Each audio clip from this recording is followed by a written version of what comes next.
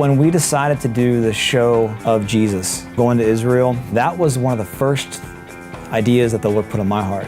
If I'm going to lead the team and experience the Holy Lands, this is the show to do that with.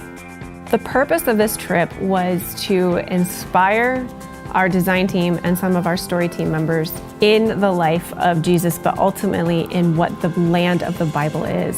One of the big surprises for us over there creatively was it seems as though every reference that we have on the Holy Lands, everything seems so rocky and dusty and dead. Where it was around Galilee, the landscape is beautiful. Anything north of that is green and lush. When I first saw the Sea of Galilee, I remember thinking it was smaller.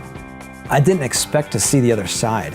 The Sea of Galilee is kind of that center point that everything hits and collides. It tended to make sense that you could create in this valley all these waves and this commotion that you read the scripture about Christ calming the storm. For me, there was a lot of locations that you could immediately tie with the people in the Bible. I remember just spending time walking around Capernaum thinking, well, Peter was here and Jesus was here. There were some beautiful motifs in some of the architecture. I'm pretty sure that the artists used some of that in their application to what we ended up putting on the stage. And the hills behind Capernaum are just blanketed with these yellow flowers. You have the mustard seeds and the color and the yellow really started to impact story about Sermon on the Mount and how we would help people associate with that location and bring them into that scene. A big challenge on stage, rolling hills. So what we did was we covered a big portion of the stage with terrain to really give a moment like we would have experienced in Israel that Jesus would have been walking and teaching in. Part of the story, particularly that Josh wanted to tell about the travel and walking, and you do get a little dirty walking around, but it's okay because that's just part of what life was like there. And there was a lot of fellowship and teaching along the way.